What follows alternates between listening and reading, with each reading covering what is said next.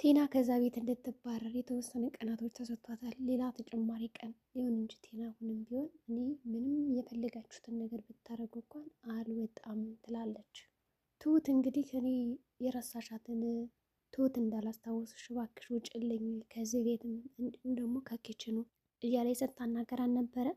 ቲና ግን አይነ ደረቅ ናት። እንግዲህ ከዚህ ቤት ያው እንደወጣ ከፈለጋችሁ ገንዘብ ስጡኝ ነው የምትለው ቲና። ምክንያቱም ከዛ ቤት ከወጣች ምንም አይነት መጠለያና መሄጃ እንደሌላ ስለምታውቅ፣ ስለዚህ ገንዘብ ካልሰጣችሁኝ አልወጣም ነው እና አባባ ደግሞ ገንዘብ ደግሞ አንሰጥሽም፣ ልክ እንደመጣሽ እንግዲህ ፌስታልና ልብስሽን ይዘሽ ውልቅ በይ እንጂ ምንም 74 ሳንቲም የምታገኙ የለም በኛ በኩል እያሏት ነው።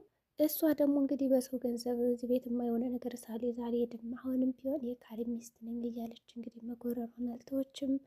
በሌላ በኩል እንግዲህ ዶክተሩ አደጋ ላይ ነበር። አባባም እንግዲህ ዶክተሩን ነፃ አውጥቶታል። ታሪክ ነው የሰራው እንግዲህ በዚህ ቅጽበት መጥቶ ያው ቴና ምን እንድታረግ አስቧል። ያው እያንዳንዱ ጥንቃቄ ሲከታተላት ነበር። አባባ ይህን ያክል እንግዲህ ጎበዝ እና አስተዋይ ነው። አካዴሚም ልክ እንደ አባቱ ቢሆን ግን ጥሩ ነበር። ነገር ግን አባባ ትሁትን አንድ ነገር ታረጋታለች ብሎ አስቦ ስለነበረ እንዲሁም ደግሞ ቤተክርስቲያን ልንሄድ ነው ብላ ሳለ ትሁት ይዛት ወታ በዛ ሰዓት እንግዲህ እሱ ጠርጥሮ ነበር። ሆኖም ከጀርባ እየተከታተላቸው ነበረ። ትጎዳታለች የሚል ሀሳብና ግምት ስለነበረው ተከታትሎ እንግዲህ ዶክተሩ ካላገጠበት ስር በመሄድ ትሁትንና ዶክተሩን ነፃ አውጥቷቸዋል። እንግዲህ ፍቱት በማለት ነው ያዘዛቸው። ዶክተር ደግሞ በጣም ፈርቶ ነበር። ያው ታስሯል። እንግዲህ ምንም በማያውቀው ነገር እንደዛ ታስሮ ተፋፍኖ ሲያይ እንግዲህ ከባድ ነበር የሆነበት። ይሁን እንጂ ያው ትሁትን ፈታችው። ሽጉጡን ካዩ በኋላ ያው ቴናም ደንግጣ ነበረ። አባዬ በማለት እንግዲህ ያ ሽጉጥ ራሱ ከጭንቅላቷ ላይ ተደቅኖባት የሚገርመው ነገር ታወራዋለች። ይሁን እንጂ አንቺና እኔ በኋላ እንገናኛለን፣ እንደዚህ በቀላሉ የምንፈታ አይመስልሽም? ጠብቂ በማለት እንግዲህ አባባ ዝቶባታል። እሷ ግን ምንም እየፈራች አይደለም። አሁንም ቢሆን ደግሞ እኮ ሙሉ ለሙሉ በድፍረት ራሱ ማለት ነው ዶክተሩን አግታ ምን ብላ ሰተት ብላ ደግሞ ወደ ቤት መሄዷ ነው የሚገርመው ነገር ማለት ነው። እንግዲህ ታም ያለው ብላ ይህ ሁሉ ነገር ከሽፎባት ግን ያለምንም መፍራት ቀጥ ብላ ወደነ ካሌብ ቤት ሄዳለች። እንግዲህ አቶ ተመስገንም አንተ ሽማግሌ እንዳልገል እያለ ሲጎርር ያው እንግዲህ ከጀርባ ላይ ያጠቃው ሲሞክር ሽማግሌው ግን አልተቻለም። ትሁትንና ዶክተሩን ከዛ ቤት ነፃ ካስወጣቸው በኋላ አንተ ሰውዬ ሳልፈልግ ወንጀለኛ አታድርገኝ እባክህ በማለት ገፍትሮ እንግዲህ ሲጥለው ተመስገንም አንድ ጊዜ ነበር ነካ ሲያደርገው ሄዶ ፍጥፍጥ ያለው መሬት ላይ። በዚህ የተነሳ እንግዲህ ቲና ስትስቅበት ነበረ። ለይች ናት እንዴት አቅምህ፣ በዛ አይነትማ ካሌብን ራሱ መጋፈጥ አትችልም፣ ደካማ ነህ ትለዋለች ማለት ነው። እንግዲህ ምን አገባሽ እያለ አጅሬም ያው ሲጮህባት ነበር ተመስገን ከሴት ላይ። እናንተ በቃ ያለ አቅምና ጉልበት ከሴት ላይ ነው እንዴ? ሴት ላይማ እንደዚህ ቀላል። ታዲያ ለምንድን ነው ያንን ሽማግሌ እንደዚህ ያቃተህ? ግን አስበዋል። በጣም ጀግና ነው አባዬ በእውነቱ። አሁን አርጅቶ ነው እንጂ በወጣትነቱ እንዴት አይነት ጀግና እንደሆነ ታስታውቃለህ። ከአሁኑ መገመት አያክተም ትለዋለች። እኔ ራሱ መገመት አያክተኝም። እንዲህ አባባይን ያክል ጠንካራ ነው ትላላችሁ ማለት ነው። በጣም እንግዲህ እንደዚህ ሸምግሎ ጠንካራ ከሆነ ወጣት እያለ እንግዲህ እንዴት ነበረ የሚለውንም ጥሩ ጥያቄ ነው የጠየቀችው ቲና። ይሁን እንጂ ተመስገንም ተናዶ ውጭልኝ በማለት ያው ቲናን እዛ ቤት አባሯታል። ቲናም ስተት ብላ ነው ሄደችው። እንግዲህ እንደተለመደው አባዬ ይቅር በለኝ ትለዋለች። አባትም እንግዲህ መጣሽ አጅሪት በማለት ያው ከዚህ ቤት ማባረር አቅቶኝ አይደለም ግን በቃ ራስሽ ትውጫለሽ ብዬ ነበረ ይላታል። እሷ ደግሞ እንደራደር ነው የምትለው። አሁንም የበፊትም ሀሳቧ ድርድር ነው። በቃ በስምምነት ልውጣላችሁ፣ ከዚህ ቤት ከወጣሁ ታውቃላችሁ ምንም መውደቂያ የለኝም ብላ በግልጽ ነግራቸዋለች። አባባ ግን ይህንን ነገር በቃ እኔ አያገባኝም፣ የትም ውደቂ ብቻ ቤት የለቀሽ ውጭ ነው የሚላት። እንዲሁም ደግሞ አባባ ትሁትን እኔ እኮ እዚህ ቤት ማባረር አቅቶኝ አይደለም፣ እሷን ግን አንቺ ትሁት ራስሽ በገንዘብ እጅሽ አስወጥሽ እንድትጥያት ስለምፈልግ ነው ይላታል። ትሁትም ግራ ተጋባች። እንዴት አባዬ? በቃ እሷ ስታደርገው እንደነበረው ትበቃያታለሽ አሁን ይላታል። ትሁትም እንግዲህ የልብ ይሰማትና እሺ በቃ አባዬ በማለት ነበር የታዘዘችው። ትሁት እንግዲህ እንዴት አድርጋ እንደምታስወጣት ከዛ ቤት እናያለን። ሆኖም እንግዲህ በጣም ቤት ውስጥ ሲፈራሩ ነበረ። ትሁት በጣም ስታንገራግራት ነበር ቴናም እንደዛው በጣም ፈርታት ነበረ። ኪችን እየሄደች ራሱ አንቺ ግን ማንን ተማምነሽ ነው እንደዚህ የልብ የተሰማች ስትላት ትሁትን ምን አገባሽ አይመለከትሽም፣ የረሳሻትን ሴትዮ እንዳታስታውሻት እባክሽ ውጭ እያለች ስታስፈራራት፣ እንዲሁም ደግሞ ቴና ራሱ በግልጽ አንዳንድ ጊዜ ዝምታሽ በጣም ያስፈራኛል ብላታለች። አዎ አንዳንዴ ዝም ማለት ጥሩ ነው ብላታለች። እንግዲህ ትሁትም ይሁን እንጂ እሺ አሁን ኪችን ምን ታረጊ መጣሽ ብላ ንቅሰት ታረጋት። በቃ ቤቱን ዘግታ ነበር ያስፈራራቻት። እንግዲህ ኪችኑን በርሰሰገው በጣም ደነገጠች። አጅሪት ጉልበት አለኝ እያለ እንግዲህ ቅን ቅን የምትለው ቲና በሩ ሲዘጋ ያው ተንቀጠቀጠች። ከዛ ውሃ ፈልጌ ነበረ በቃ አልፈልግም በማለት ትወጣለች ማለት ነው ከዛ ቤት። ያሳዝናል እንግዲህ ፈርታታለች ይህን ያክል። በሌላ በኩል እንግዲህ አቶ ተመስገን ያው ካሊብን በመንገድ ያገኘውና ከኔና ከሚስቴ ዞር በልልኝ፣ ሁሉን ነገሯን አሳልፋ የሰጠች እንደኔ ነው፣ ትሁት የኔ ናት፣ የመጀመሪያም ነች፣ እሷም የመጀመሪያዋ ነኝ በማለት በጣም አስቀያሚ ነገር ይነግረዋል ካሊብ። እንዲሁም ደግሞ እኔ ትዕግስተኛ ስለሆንኩ ነው፣ እንዴት ነው አንተ ማስመሰል የምችልበት አስመሳይ ነው እያለውም ነበረ። ተመስገንም ማስመሰል ነው የተማርኩት ከአንተ ነው ይለዋል። ቲናንስ የቤት ሰራተኛ ነበረች እንዴ እንደዛ አድርጋ ነው ያገባት ይለዋል። አንተ ሰው የምትናገረውን ነገር አታውቅምና ዞር በልልኝ በማለት እንግዲህ ቢያናገረውም ግን ደግሞ አንተ ልክ እንደ አባት ጀግና አይደለም በቃና ፈሪ ነን ብሎታል። እሰይ ተመስገንማ በደንብ ነው ያጠጣልኝ ካሌብን ዛሬ ማለት ነው።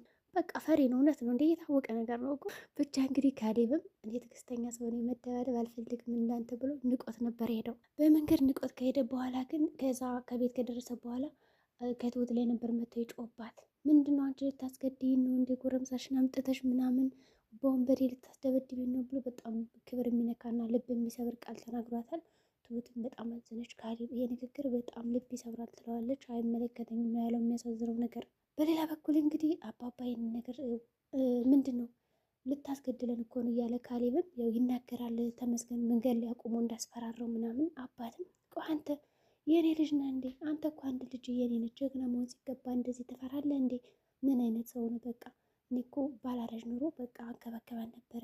አንተ የእሷን ነገር በቃ እንደዚህ በአግባቡ እንትን ማለት ካቃተ፣ ኃላፊነት መውሰድ ካቃተ፣ ነፃ ማውጣት ካቃተ እኔ እጠብቃታለሁ በማለት ነው እንግዲህ አባባ የነገረው። ይህ ጥሩ አድርጓል። አባባማ ቤቴ እኮ ነው ቤቴ እኮ ነው ይላል እንግዲህ ዝም ብሎ ካሌብ የአባቱን ቤት። አባቱም እንግዲህ ደግ አድርጎ ሲቆጣውም እውነቱን ሲነግረውም እየገባው አይደለም። አንዳንዴ ቁጣና ንግግር ራሱ መለየት አትችልም፣ ምንድን ነው ነገርህ ይለዋል። ካሌብም ያው ቤቴ ነው በማለት ነው። ልክ እንደ ቴና በሉት እንግዲህ ያው ቴና ከቴና የተመሳሰለ ነው እንግዲህ የካሌብ ባህሪ። ሶ ጸባይ ያለው ግን ደግሞ ቤቴ ቤቴ ይላል አንዳንዴ። አባቱ የሚለውን ነገር ያው ቢወደውም ግን እየተከበረ አይደለም አንዳንዱ። ይሁን እንጂ በቃ አንተ ማታድና ከሆነ ያለው ካለውም በኋላ ጥሎት ነበር ሄደው። እንግዲህ አጅሪት ትሁትም እያሰበች ነው እንዴት አድርጋን ማስወጣት እንዳለባት ቴናን። ቲና ደግሞ በተቃራኒው እየጠነሰሰች ነው። ከካሌብ ጋር እንድትጣላ ያደረገችው ጥረት ነበረ። እሱም እንግዲህ ወደ ተመስገን በመሄድ ልጋቡ ነው ብላ ትነግረዋለች። ተመስገንም በጣም ይናደዳል። ለሁለተኛ ጊዜ ሄዶ ያስጠነቅቀዋል ካሌብን። ካሌብ ካሁን በኋላ ከሷ ፊት ባይ እገላለሁ ይለዋል። ከዛ ካሌብም እንግዲህ ፈርቶ ነበር፣ በጣም ሲንቦቀቦቅ ነበር። በሌላ በኩል እንግዲህ ያው ዳኒም ቁጭ ብሎ ሳለ መንገድ ላይ ሚስትን አስጠንቅቃት በማለት ለዳኒ ነግሮታል። ዳኒም እንግዲህ እኔም እንደተፈጠረ አላውቅም፣ ግን ደግሞ በእሷ ስም ይቅርታ ጠይቃለሁ በማለት ይቅርታ ጠይቆታል። ወዲያውኑ ዳኒ እንግዲህ ያደረገውን ነገር ሲሰማ ኤደን ደውሎ ነይ ላግኝሽ ይላታል።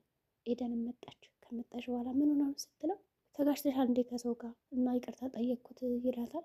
ቆይ አንተ አንድ ነገር ቢያደርገኝም እንደዚህ ይቅርታ ነው የምትለው እንዲህ ብላ በጣም የሳቀችበት ያሾፈችበት። እንዲሁም ደግሞ ይህን ከማለት በፊት ትንሽ ተጋጭተው ነበረ። መቼ ነው የምንጋባው እያለች እያስቸገረችው ስለሆነ እሱ ደግሞ አሁን ላይ ማግባት የሚፈልግ አይመስልም። በፊት ቴናን ተማምኖ ነበር። አሁን ደግሞ ምንም አይነት ገንዘብ የለውም፣ እንዲሁም ደግሞ ስራ የለውም። እኔን ቀድሜ ልታገባ ነው ትሁትና ካሌብ ሊጋቡ ነው ስትለው ኤደን ደግሞ በጣም ተናደደ። በእርግጥ ትሁት በመልካምነቷ በጣም ያሸነፈች እናት፣ እኛ ክፉ ስንሆንባት እሷ መልካም ሰው ናት እና ለእሷ አትገባውም እያለ ነበረ። በዚህ ንግግሩ ኤደን የቀናች ይመስላል። እሷም እንደዚሁ ካሌብም እኮ ቆንጆ ነው ስትል እሱም ተናደደ። እንዴት ሲላት እንግዲህ የሀብታም ነው ስራ አለው ስትለው ደግሞ ዳኒ ውስጡ ተነካ። ምክንያቱም ስራ ስለሌለው እሱ በቃቸው በማለት እንግዲህ ልሰነባበታለሁ ማለት ነው። ትንሽ ክፍተት አለባቸው እንግዲህ ኤደንና ዳኒ። ይሁን እንጂ ቅርታ ጠይቃ በኋላ ተለያይተዋል። ትሁትም እንግዲህ ካሌብ ከጮባት በኋላ የመጀመሪያሽ ከሆነ ታዲያ ምንድን ነው እኛ ጋር አላውቀውም ምናምን ያልሽ ምሽምጥጭን ይላታል። ይህን ከሰማች በኋላ ቀጥ ብላ ወደ ተመስገን ቤት ነው ሄደች። ደውላ አንተ ምንድን ነው በማለት እንግዲህ ሄደች። ትሁት የመጣሽ ላይ በማለት በደስታ ነበር የተቀበላት። ይሁን እንጂ ትሁት በጥፊ ነበር ያጋጨችው አቶ ተመስገንን። ለምን መቼ ሲላት እንግዲህ አንተ ሁሉን ነገር ይቀማኝ ከዚህ በላይ ምን ታረገኝ ነው? ገና በ15 ዓመት ደፈርከኝ ትለዋለች። እኔ ይህን ነገር አላረኩም ይላል። የሚገርም ነው እንዴ አያስታውስም ማለት ነው። ይሁን እንጂ ከዚህ በኋላ ሞታለሁ እንጂ ከአንተ ጋር አልሆንም በቃ ሳልፈልግ የቤት ሰራተኛ አደረግከኝ፣ በአንተ ምክንያት ነው ሁሉ ነገር የተፈጠረው ትለዋለች። በጥፊ ከመታችሁ በኋላ እንግዲህ ቢላውን ይዞ ነበር ቀጥ ብሎ የቀረው። እንግዲህ ተመስገን ምን ሊያደርግ ይችላል። ወደ ቤት ከሄደች በኋላ እንግዲህ አባባም ያው ትሁት እንድታስወጣት ስላላት ቲናን፣ እንዲሁም ደግሞ ካሜራውን እያንዳንዱ ነገር ያደረገችውን ወይ ለፖሊስ አሳስሻለሁ ወይ ደግሞ እዚህ ቤት ትወጫለሽ ይላታል። ቲና መውጣት አልፈለገችም፣ ግን ቪዲዮን አይተዋለች። ትወጣለች አትወጣም? ሁለታችሁን ማናገር ፈልጋችኋለሁ ስላት እንግዲህ አባባ ቲና መጀመሪያ እኔ ላናገር አባዬን ያለችው። ወደ ኪችን ከሄደች በኋላም እንግዲህ ቆይ ያ ፎቶ ምንድን ነው ብሎ ይጠይቃታል። እንግዲህ ትሁትም በእውነት ነው የነገረችው። በቃ ገና በ15 ዓመት የደፍሮኝ ነው ያቺ ልጅ ናት ትለዋለች። አባትም ይደነግጣል። እንግዲህ ካሌብ እንዴት ነው ያገባት አላያገባት ብቻ እውነቱን ነው የነገረችው። በጣም ደስ ይላል ትሁት እዚህ ጋር ያደረገችው ነገር። እንግዲህ የዛሬ ቪዲዮአችን ይህን ይመስላል። በቀጣይ ቪዲዮ እስከምንገናኝ መልካም ጊዜ ይሆንላችሁ።